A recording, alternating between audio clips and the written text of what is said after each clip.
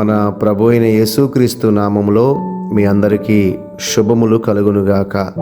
ప్రతి ఉదయకాలం దేవుని వాక్యాన్ని వింటూ చక్కగా కుటుంబాలను, ఆత్మీయ జీవితాలను కట్టుకుంటూ దేవునికి ఇష్టమైన జీవితాలు జీవిస్తున్న మీ అందరిని బట్టి నేను సంతోషిస్తున్నాను, దేవుణ్ణి స్తుతిస్తున్నాను.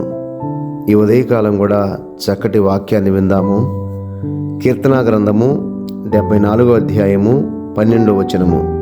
దేశంలో మహారక్షణ కలగజేయువాడు ఆయనే అని రాయబడి ఉంది.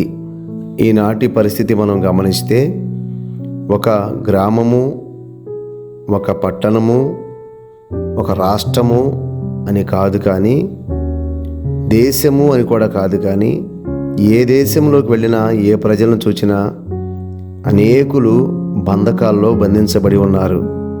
త్రాగుడు అనే చెరసాల్లో ఉన్నారు, పాపము అనే బంధకాల్లో ఉన్నారు.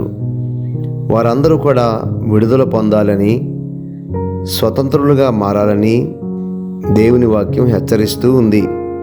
అయితే ఈనాడు దేవుణ్ణి నమ్ముకొని మందిరాలకు వెళుతున్న కుటుంబాల్లో ఒక క్షేమస్థితిని మనం చూడలేకపోతున్నాము.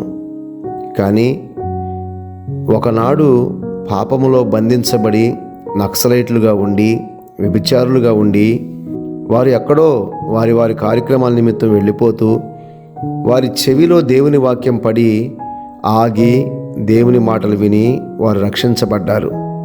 తెలంగాణ ప్రాంతంలో సాయిలన్న అని ఒక నక్సలైటు మారాడు. మన తెలుగు రాష్ట్రాల్లో ఉన్న ఆర్ఆర్కే మూర్తి గారు దేవుని మాట విని ఎంతగానో ఆశీర్వదించబడి అనేకులకు ఆశీర్వాదకరంగా బతికాడు. ఇలా ఒకరని ఇద్దరని కాదు, కానీ ఎంతోమందిని మనం చెప్పగలం. వారి జీవితాలు బంధకాల్లో నుంచి బయటికి వచ్చి కులము, మతము, వర్గము, వర్ణము అని సంబంధం లేకుండా అందరూ కూడా రక్షణ పొందిన వారిగా, వారి జీవితాలు మార్చుకున్న వారిగా మనకు కనిపిస్తున్నారు. ఇంత గొప్ప శక్తి, సామర్థ్యం వాళ్ళకి ఎలా వచ్చిందంటే ఇది మానవుల యొక్క ఆలోచన కాదు, కానీ దేవుడు అంటున్నాడు, దేశంలో మహారక్షణ కలగచేయువాడు ఆయనే. ఈనాడు మన దేశం రక్షించబడిందంటే, లేకపోతే ఇంకా అనేక దేశాలు రక్షించబడ్డాయి అంటే ఆయన కలగజేసిన రక్షణ వారు అంగీకరించారు. కానీ ఈరోజు మన కుటుంబాల్లో చాలామంది బంధించబడే ఉండి, ఏదో వారు భారతీయులు కాబట్టి అందరూ భారతదేశపు ఆ సాంప్రదాయాన్ని పాటిస్తూ జెండాలు పట్టుకొని తిరుగుతున్నారు, కానీ వారు చాలా విషయాల్లో బంధించబడే ఉన్నారు.